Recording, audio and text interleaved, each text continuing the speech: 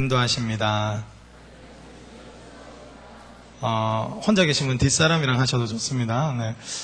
수동적으로 하지 마시고. 네. 다시 한번 고백했으면 좋겠습니다. 하나님은 당신을 인도하십니다. 한 번 더 축복하겠습니다. 하나님 반드시 당신을 인도하십니다. 아멘, 아멘. 특별히 가끔 제가 설교할 때 되도록이면 가까운 분과 같이 앉으시는 게 좋을 것 같습니다. 무난하게 이야기를 주고받으려면 암만 해도 가까운 분들과 좀 가끔씩 이렇게 같이 앉으셔서 예배드리면 더 좋을 것 같습니다. 오늘은 출애굽 신앙이라는 제목으로 함께 좀 나누려고 합니다. 출애굽 신앙은 하나님께 인도함 받는 믿음이고 신앙인데요. 오늘 4가지를 통해서 출애굽 신앙이 무엇인가 하면서 교회의 신앙이 무엇인가 같이 좀 생각하는 시간이 되었으면 좋겠습니다. 4가지를 같이 나눌 건데요. 우리 첫 번째는 출애굽 신앙은 목적지를 향한 믿음입니다. 우리 따라했으면 좋겠습니다. 출애굽 신앙은 목적지를 향한 믿음입니다. 아멘. 토끼와 거북이 이야기 아십니까? 토끼와 거북이 이야기. 토끼는 왜 졌고 거북이는 왜 이겼을까? 생각해 보신 적 있으신가요? 초등학생처럼 이제 토끼가 잤으니까 이런 답 말고요. 중고등부 설교 때 이게 예화를 한번 써서 조금, 그래도 모르겠죠. 아마 내가 그래도 모를 거라고 생각하는데, 한번 곰곰이 생각해 보셨으면 좋겠습니다. 토끼와 거북이가 경쟁을 했습니다. 근데 토끼가 졌습니다. 왜 졌습니까? 어떻게 생각하십니까? 이게 보는 시각의 문제라고 생각합니다. 우리 첫 번째로 나누었던 것 같이 목적지를 향한 믿음인데요. 거북이는 토끼를 보고 달린 게 아니라 목적지, 골인 지점을 바라보고 경주를 했습니다. 근데 토끼는 목적지를 향한 것이 아니라 거북이를 보면서 경주를 했습니다. 그래서 한참 뛰다 보니까 중간 정도 왔는데도 아직 이제 막 시작 지점에 근처에 있는 거북이를 보면서 태만히 여기다가 결국 진 것입니다. 우리가 어디를 바라보느냐가 굉장히 중요한데요. 우리가 마치 목적지를 향하고 있는 것처럼 말은 하면서도 상대적 우위, 비교 우위에 의해서 자신을 평가할 때가 참 많습니다. 예를 들면 교회에도 마찬가지입니다. 다른 교회보다 낫기 때문에 우리 교회가 좋다 하는 것은 비교 우위인 것입니다. 우리는 주님의 초대교회 같은 완전한 교회를 소망해야 될 줄 믿습니다. 그것이 우리의 목적지인 것입니다.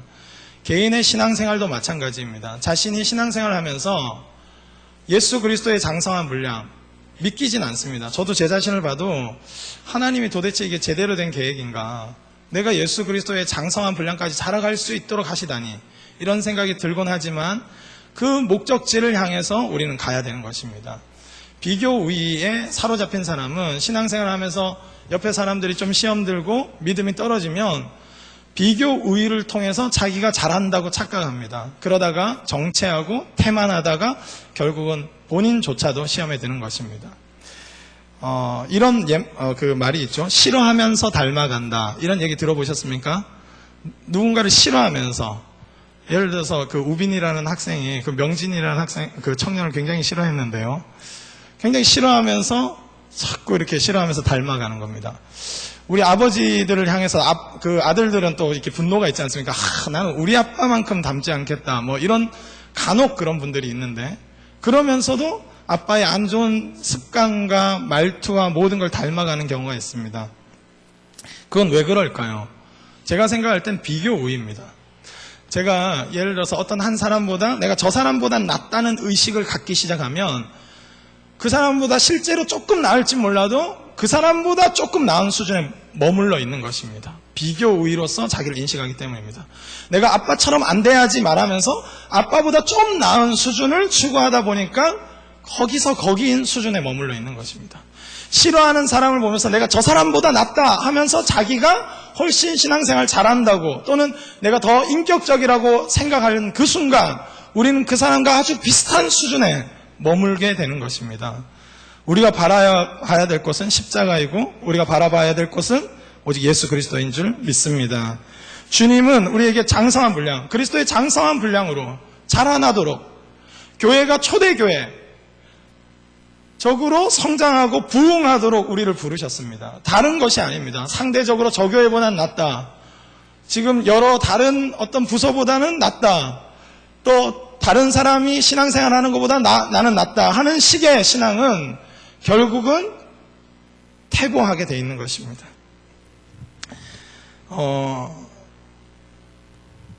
출애굽기에서 보면 계속해서 하나님의 인도하심을 받으면서 목적지를 바라보고 가야 될 사람들이, 가나안 땅을 바라보고 가야 될 사람들이 이 광야에서 애굽에서 옛날 노예 생활하면서도 그래도 잘 먹었던 거를 추억하니까 목적지를 바라보지 못하니까 늘 불평과 불만인 것입니다. 왜 고생하는지, 왜 이 길로 주님이 인도하셨는지, 목적지는 어디인지를 인식하지 못하니까 부추를 먹고 싶다, 오이를 먹고 싶다, 우리는 예전에 그런 걸 먹었는데 하면서 불평불만으로 가득했던 것입니다. 오늘 말씀에 의하면 그토록 정말 중요했던 성막을 만들고 성막 가운데 쉐키나의 영광, 하나님의 영광의 그 임재가 있은 후에 하나님께서 이제 직접적으로 인도하시는 장면이 나옵니다. 출애굽기의 주제는 저는 이 말씀이라고 생각합니다. 그토록 하나님이 원하셨던, 하나님과 관계하고 하나님과 함께하는 공동체로 세우기를 원하셨고, 실제로 성막을 통해서 하나님이 임하신 이후에 영광의 그 구름 기둥으로, 불 기둥으로 인도함 받는 삶, 인도함 받는다는 것은 목적지가 있다는 것입니다. 우리가 누군가에게 인도함 받기를 원합니다, 가이드가 요청됩니다 할 때는 목적지가 있기 때문에 가이드가 필요한 것입니다. 우리 인생의 목적지를 바라보지 못하고 천국을 바라보지 못하고 하늘을 바라보지 못하고 그리스도의 그 충만한 장성한 분량을 바라보지 못한다면 우리는 퇴보하고 지지부지한 그러한 신앙생활을 하게 되어 있는 것입니다. 학생들이 다른 사람보다 공부 좀 잘한다고 만족하는 순간 성적이 떨어지기 시작합니다. 꼭 그런 말 합니다. 제가 옛날에는 내보다, 중학교 때는 내보다 공부 못했는데, 이러면서 항상 비교 우위로서 자신을 인식합니다. 그런 순간 우리의 삶은 목적지를 잃어버리고 늘 불평과 불만이 가득한 삶을 살게 되는 것입니다. 저 사람보다 낫다, 이런 식의 어떤 자기 우위, 비교 우위를 느껴서는 안 됩니다. 우리는 오직 그리스도 예수의 그 충만하신, 끊임없이 사도 바울 같이 그 표대를 향하여 내가 이미 이루었다 함도 아니고 끊임없이 경주하는 삶을 살아야 될 줄 믿습니다. 우리 그 참고 말씀을 잠깐 보겠습니다. 로마서 8장 18절 말씀입니다. 함께 읽겠습니다. 시작. 생각건대 현재의 고난은 장차 우리에게 나타날 영광과 비교할 수 없도다. 할렐루야. 이 말씀 그대로인 줄 믿습니다. 우리가 생각해야 합니다. 현재의 고난은 장차 우리에게 나타날 그 풍성하신 영광에 비교조차 할 수 없는, 우리가 이 땅에서 고난받는 이유는 분명한 것입니다. 그리스도의 분명한 장성한 분량으로 하나님 형상답게, 그리고 하나님과 완전한 연합을 이루는 그 나라, 그 하나님의 나라를 소망하기 때문인 줄 믿습니다. 두 번째입니다. 따라하겠습니다. 출애굽 신앙은 정체성 회복의 믿음이다. 아멘. 두 번째는 정체성 회복입니다. 출애굽을 하기 위해서는 단절을 해야 됩니다.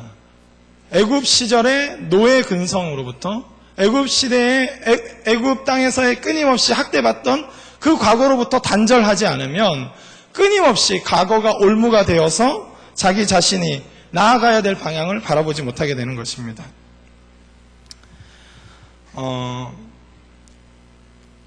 정체성, 이 정체성은 과연 어디서 오는가? 성도의 정체성은 하나님으로부터 오는 것입니다. 사도 바울이 사도권이 있냐 없냐 했을 때 나는 하나님으로부터 사도로 부르심을 받았다 분명하게 고백하였습니다. 우리가 이 땅에서 여전히 내가 광야에서 빙글빙글 돌면서 만나와 메추라기 정도 먹는 수준으로 자기를 인식해서는 안 됩니다. 그것은 목적이 있어서 하나님의 영광스러운 백성이 되게 하기 위해서 초대받은 영광스러운 작업인 것입니다. 우리의 정체성을 잃어버리면 두렵기 시작합니다. 미래가 두렵습니다. 하나님께서 10가지 재앙으로, 홍해의 사건으로, 6월절 어린 양의 피로, 그리고 시내산에서 놀라운 하나님의 영광의 임재로 이스라엘을 하나님의 백성 되게 하셨습니다. 거기에 자기 정체성이 있는 것입니다. 애굽 땅에서 노예살이했던 거기가 우리의 정체성이 아닙니다. 그리고 광야에서 얼마나 잘 먹고 잘 사느냐가 우리의 정체성이 아닙니다. 첫 번째 말씀드렸듯이 그 목적지로부터 우리의 정체성을, 그리고 목적지로 인도하시는 그 하나님으로부터 우리의 정체성을 인식해야 합니다. 한국교회가 타락했다는 많은 큰 이유 중에 하나가 이런 것입니다. 개척교회 목사님들은 굉장히 눈치를 보고 굉장히 크게 부흥한 교회 목사님은 목에 힘이 들어가는 경우가 생기는 것입니다. 심지어 성도들조차도 내가 좀 몇만 명 나오는 교회 다니면 뭐 하는 것도 없으면서, 그 교회 가면 봉사하는 거 하나 없으면서 막 우리 교회가 무슨 교회인데, 우리 교회는 2만 명 이상 모이는 교회인데 하면서 거들먹거리는 것입니다. 정체성이 땅에 있다는 것입니다. 우리는 규모가 어느 정도의 교회이든 간에 하나님의 교회를 섬기는 줄 믿습니다. 주님의 교회의 성도인 것입니다.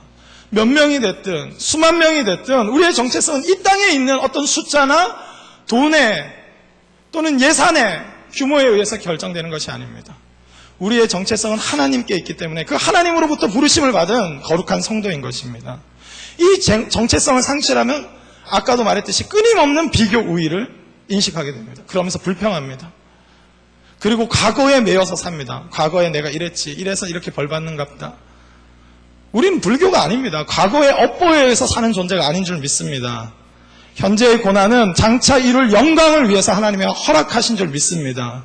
하나님은 절대 인과응보의 하나님이 아닙니다. 그건 불교입니다. 하나님은 은혜의 하나님인 줄 믿습니다. 우리가 누릴 수 없는 놀라운 영광을 누리도록 하시는 분이 하나님인 줄 믿습니다.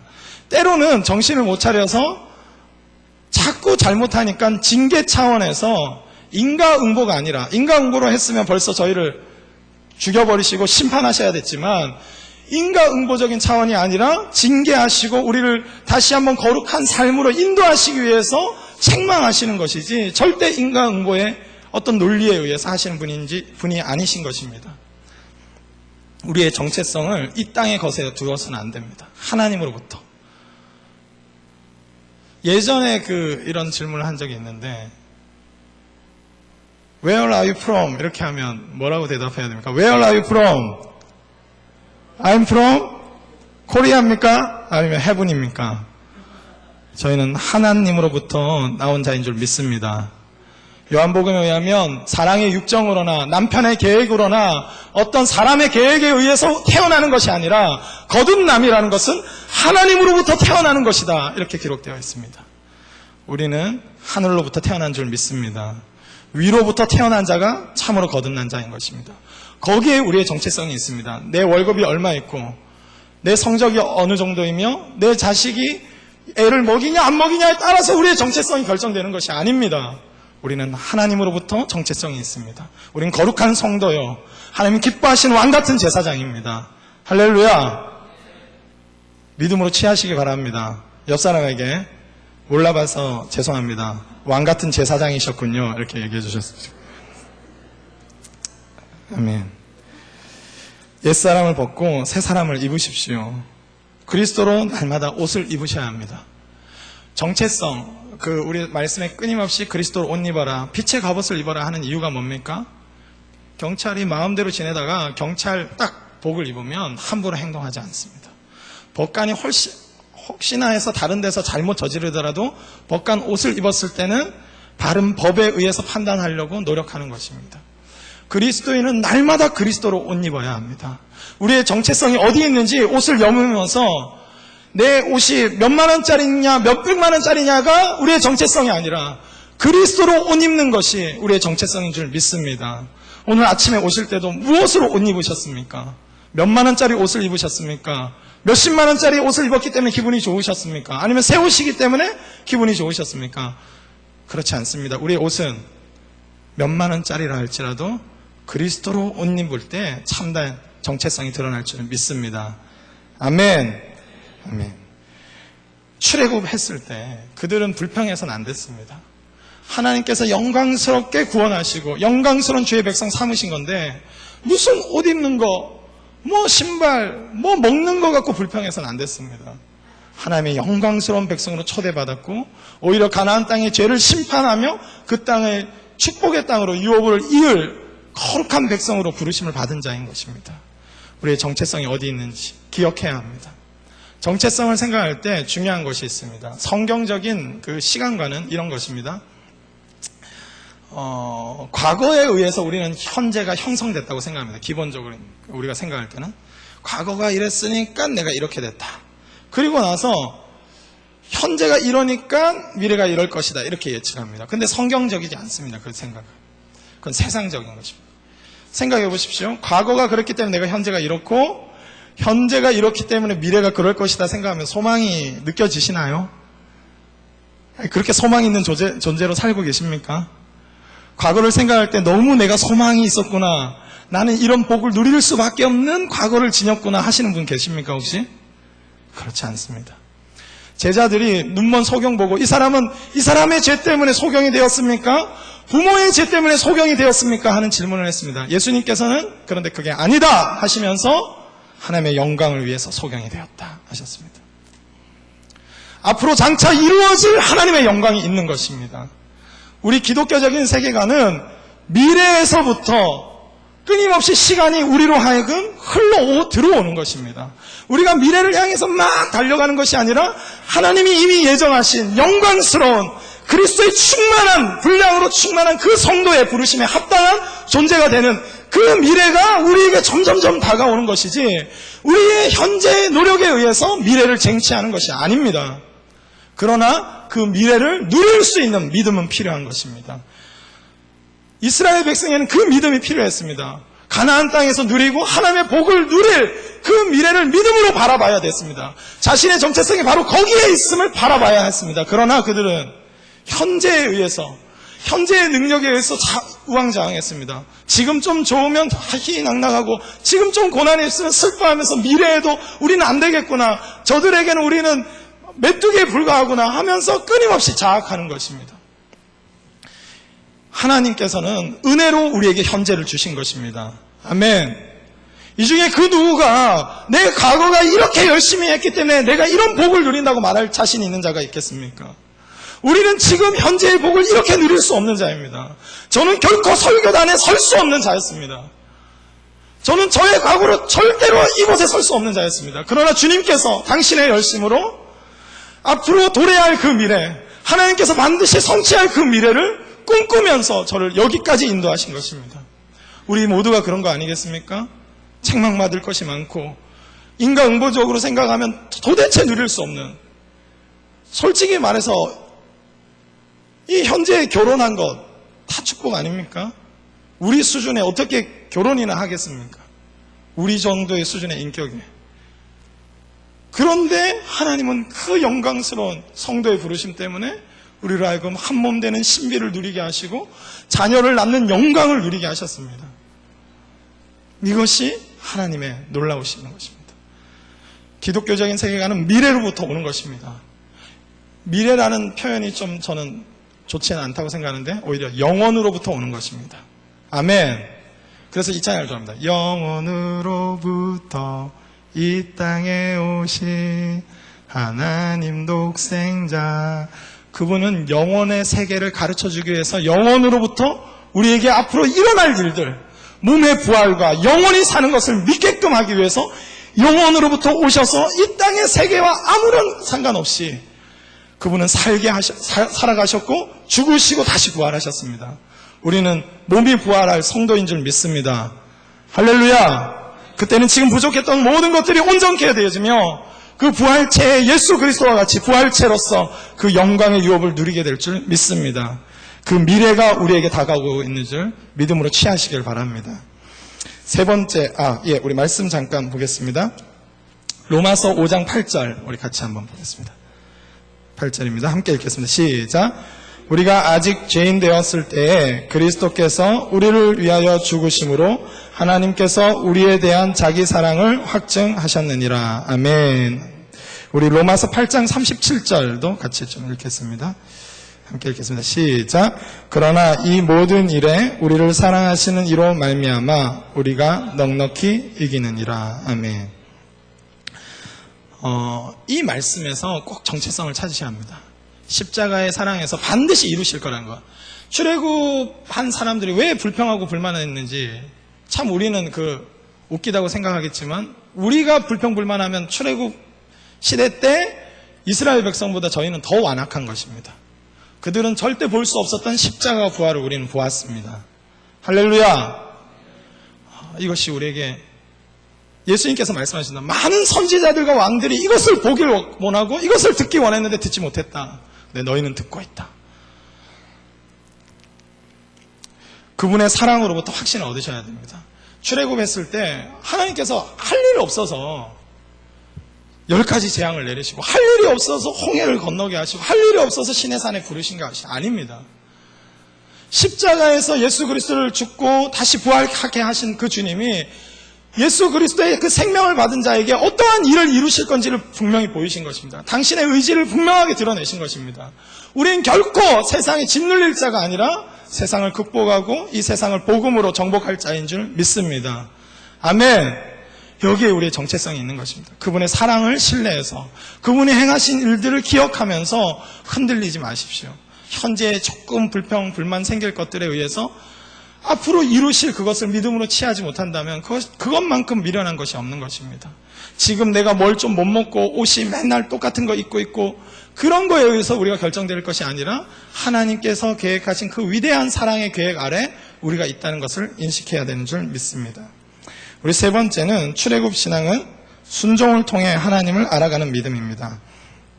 좀 긴데 따라 하실 수 있겠습니까? 출애굽 신앙은 순종을 통해 하나님을 알아가는 믿음입니다. 아멘. 여호와의 이름의 뜻은 스스로 있는 자, 우리 출애굽기 3장에 그렇게 표현되어 있습니다. 그게 조금 느낌이 약한데요. 영어 표현이 좀 더 정확한 표현입니다. 우리 한번 보겠습니다. 영어를 좀 싫어하시는 분들도 아주 쉽게 읽으실 수 있을 겁니다. 같이 읽어볼까요? I am who I am. 아멘. 이게 여호와 하나님, 야훼 하나님의 이름의 뜻입니다. 스스로 있는 자다 보다 느낌이 좀 오십니까? 이거 뭐죠? 나는 이다. 뭐다? 내가 나다. 이해가십니까? 쉽게 말하면 나는 나다. 하나님께서 모세가 당신이 누구간데 나를 보내십니까? 뭐라고 할까요? 하니까 나는 나다 해버리셨어요. 그분은 설명으로 가능한 분이 아닙니다. 우리 두 가지 의미가 있는데요. 히브리어적으로는요. 하나 더 보겠습니다.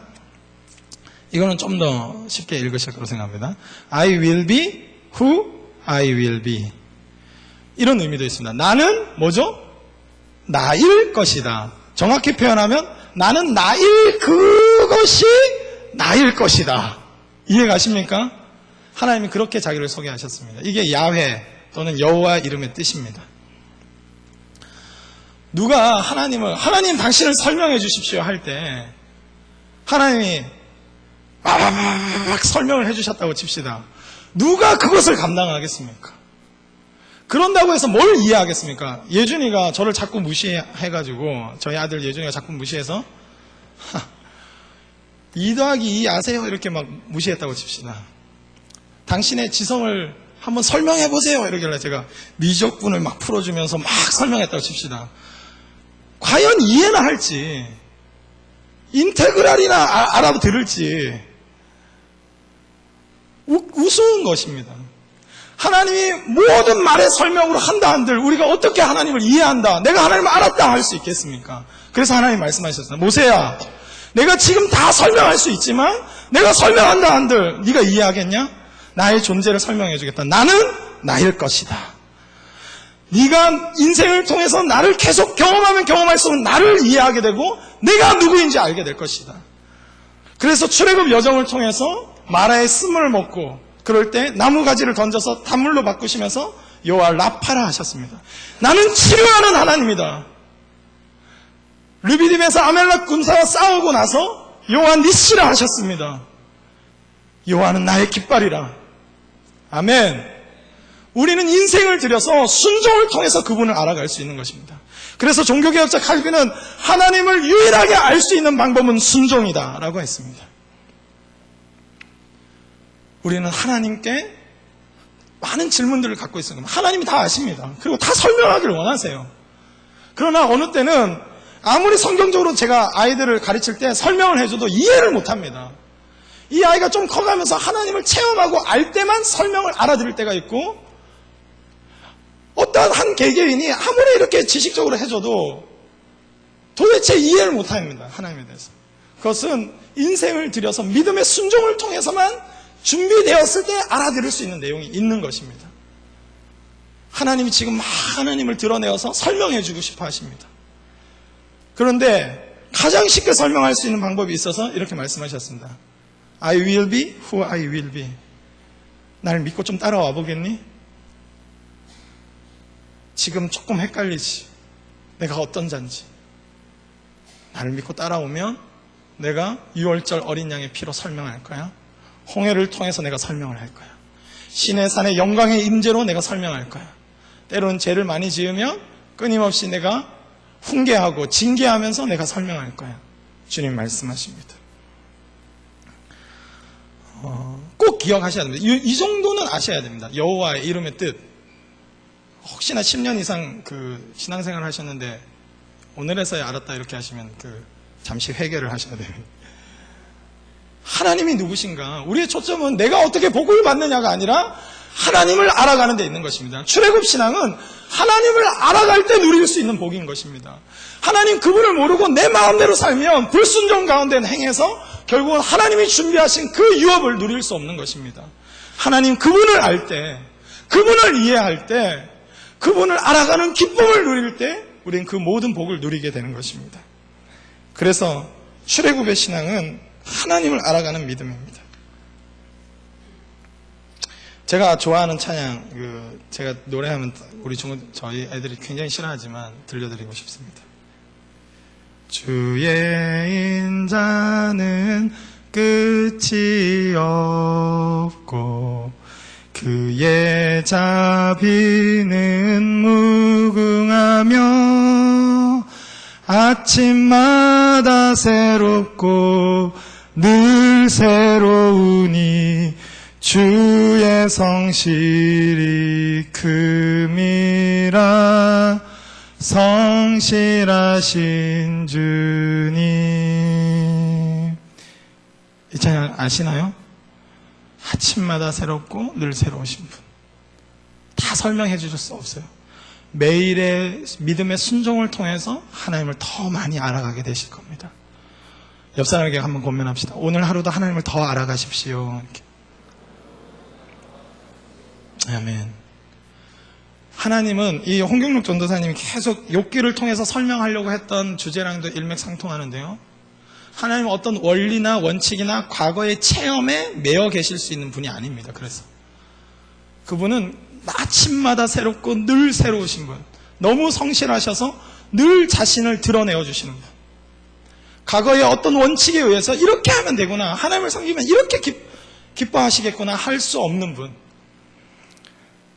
예를 들어서 제 아들이 같이 로봇 장난감 갖고 제가 놀아줬다고 해서 우리 아빠는 로봇을 좋아하는 분 해버리면 골치가 아픈 것입니다.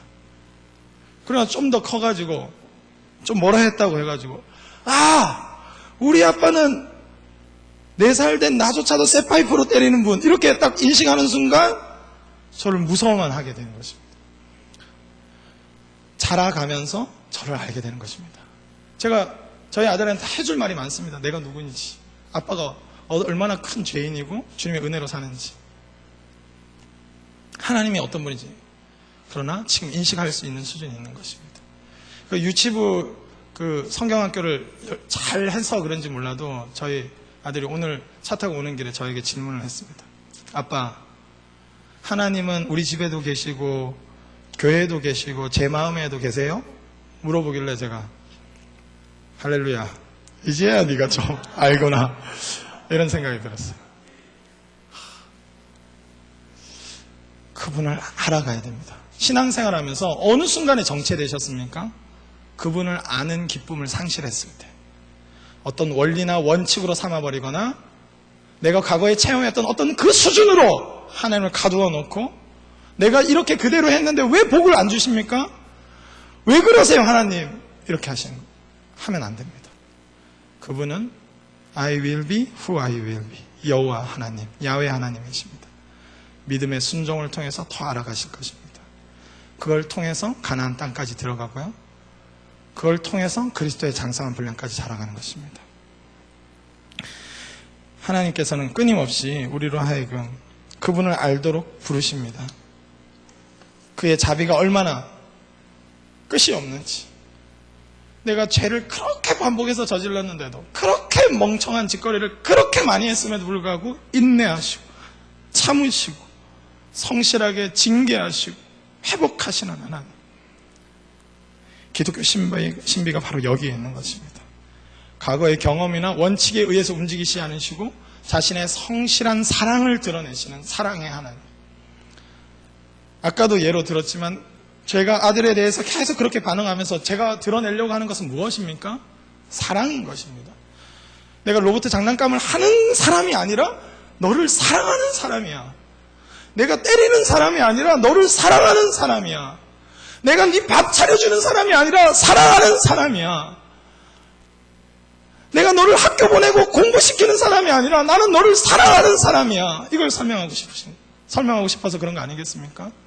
그래서 그 수준에 맞춰서 막 해주는 거 아니겠습니까? 우리 신앙 수준에 맞춰서 그분은 자신을 드러내십니다. 내가 너를 사랑한다. 힘들지? 내가 너를 사랑해.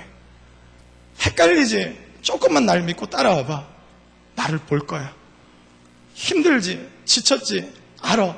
그렇지만 나를 따라와봐. 나는 나일 것이야. 걱정하지 마. 나는 절대 변하지 않아. 나는 나야. 그때도 나야. 너를 처음 불렀을 때 죄 가운데 막 죄를 짓다가 이제 막 회심했을 때도 내가 너를 사랑했는데, 믿음으로 살아보려고 막 바둥바둥하는 네가 한 번 실수했다고 너를 버리겠니? 나는 나야. 나는 너를 사랑하는 여호와 하나님이야. 걱정하지 마. 내가 신실하게 너를 끝까지 붙잡아 줄 거야. 걱정하지 마. 너희 교회에 위기가 있니? 너희 부서에 위기가 있니? 한국교회 전체에 위기가 왔니? 나는 여전히 나야. 괜찮으니까 나를 따라와봐. 믿음을 가지고 순종으로 나를 따라와봐 하시는 주님의 음성을 들을 수 있길 바랍니다. 할렐루야. 고린도전서 2장 16절 말씀을 함께 읽겠습니다. 시작. 누가 주의 마음을 알아서 주를 가르치겠느냐? 그러나 우리가 그리스도의 마음을 가졌느니라. 아멘. 얼마 전 저의 마음을 완전히 송두리째 사로잡은 말씀입니다. 사도 바울이 말합니다. 하나님이 누구에게 상담이나 하실 분이겠느냐? 하나님이 누구의 조언이 필요한 분이겠느냐 하면서, 누가 하나님의 마음을 알아서 주님을 가르칠 수 있는 자가 있겠느냐 말하면서 담대하게 외칩니다. 그러나 우리는 그리스도의 마음을 가졌다. 이게 무슨 말입니까? 하나님을 체험하고 하나님을 깊이 사랑하는 사람은 말할 수 있는 것입니다. 내가 주님을 가르칠 수준 정도로 성경 지식 빡싹하거나 그런 거 없더라도 내가 그리스도의 마음이 있다. 그분을 아는 사람은 그분의 마음을 아는 것이에요. 언제 주님을 만났다고 표현합니까? 똑같이 들리던 그냥 설교 말씀이었는데 그 설교 말씀이 어느 순간 하나님이란 그 실존의 마음으로 느껴질 때 그게 주님을 만난 거 아니겠습니까? 하나님의 마음을, 얼마나 우리를 사랑하시는지, 얼마나 끊임없이 인내하시는지 하나님의 마음을 받으실 수 있길 소망합니다. 마지막으로 출애굽 신앙은 공동체적 믿음입니다. 우리 따라하겠습니다. 출애굽 신앙은 공동체적 믿음입니다. 아멘. 끊임없이 제가 설교할 때마다 공동체에 대해서는 말해서 인식하시겠지만 이것이 한국교회에 너무 필요한 내용입니다. 제자들이 한 명 한 명 부르심을 받았지만 제자 공동체를 이루었습니다. 출애굽을 했지만 하나님은 그들을 하나로 묶기 위해서 하나님을 섬기는 율법보다 더 어떻게 보면 더 많은 분량을 형제의 사랑을 위해서 어떻게 해야 한다 하는 율법을 주셨습니다. 우리가 교회 와서 하나님을 어떻게 섬겨야지만 올인하고 계시면 안 됩니다. 하나님을 어떻게 섬겨야지를 아는 사람은 하나님의 형상으로 된 형제자매를 어떻게 섬겨야 될지 보는 자인 것입니다. 그래서 출애굽 신앙은 공동체를 어떻게 하나로 묶어갈 것인가, 그 싸움이었습니다. 나만 하나님과의 관계가 좋다고 해서 해결될 문제가 아닙니다.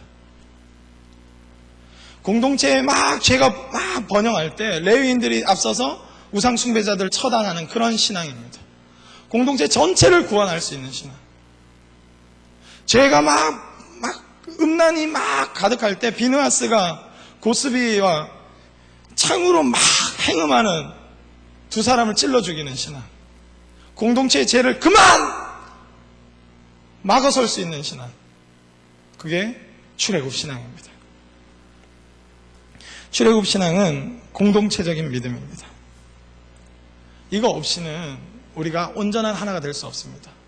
하나님은 너희가 서로 사랑할 때, 예수 그리스도께서 그렇게 말씀하셨습니다. 너희가 서로 사랑할 때 세상이 너희가 내 제자인 줄 알리라 라고 말씀하셨습니다.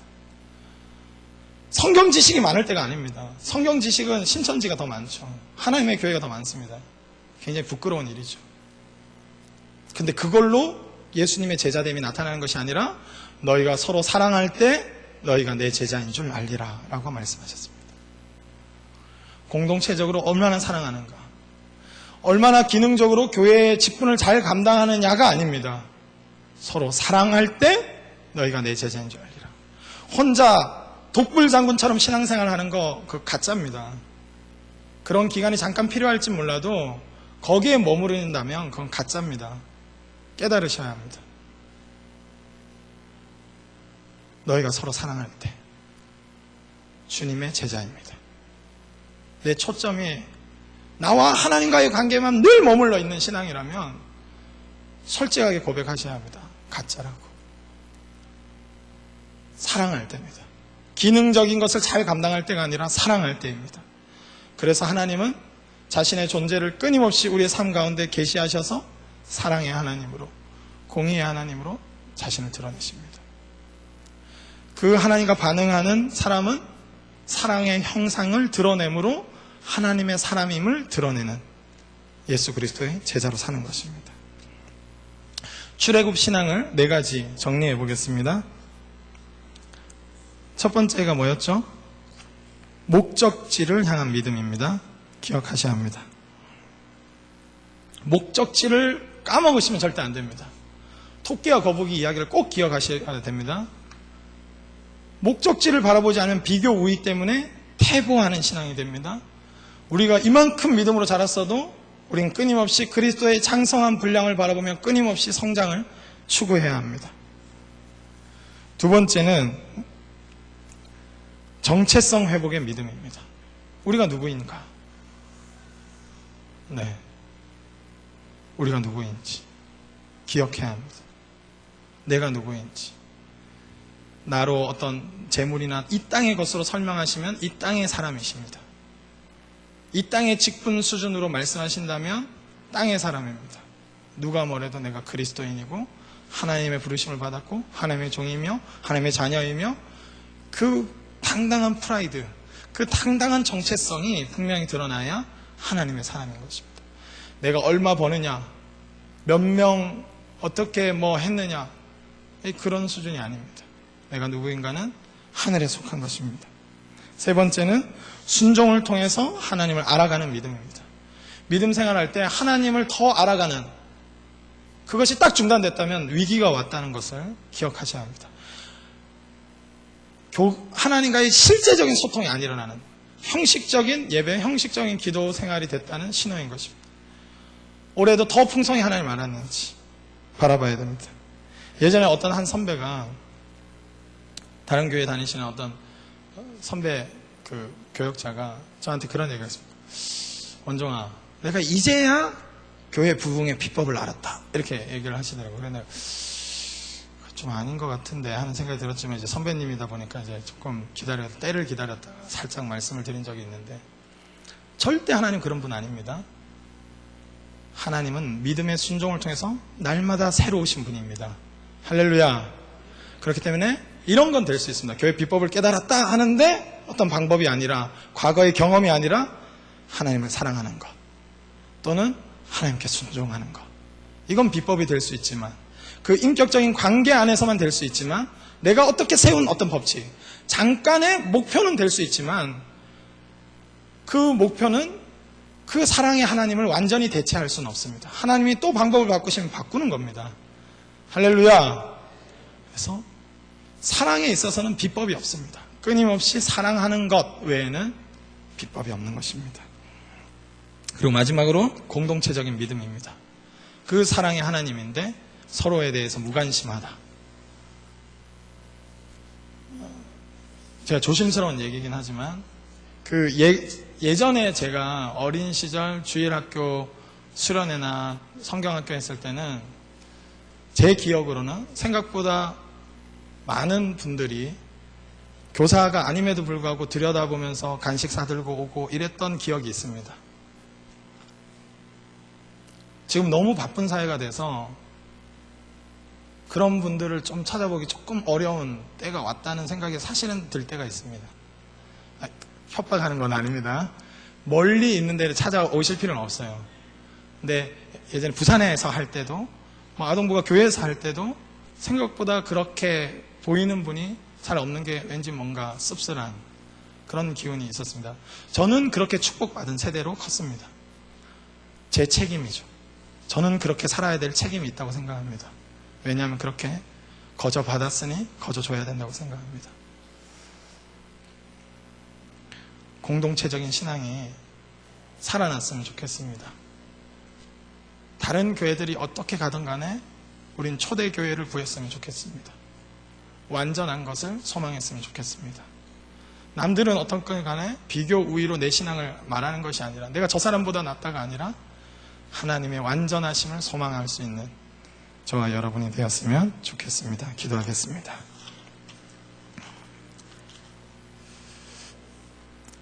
살아계신 하나님, 출애굽을 통해서 하나님께